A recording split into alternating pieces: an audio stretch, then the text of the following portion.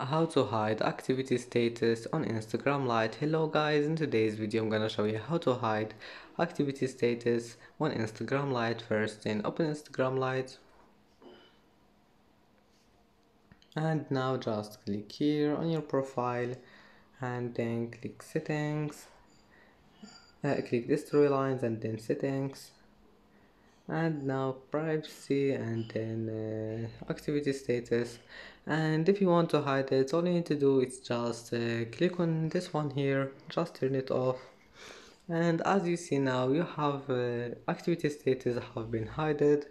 Then just go back, it will be saved, and that's how to hide activity status on Instagram Lite. And that's it for today's video. Don't forget like and don't forget subscribe, and thank you for watching this video until the end, and see you in the next video.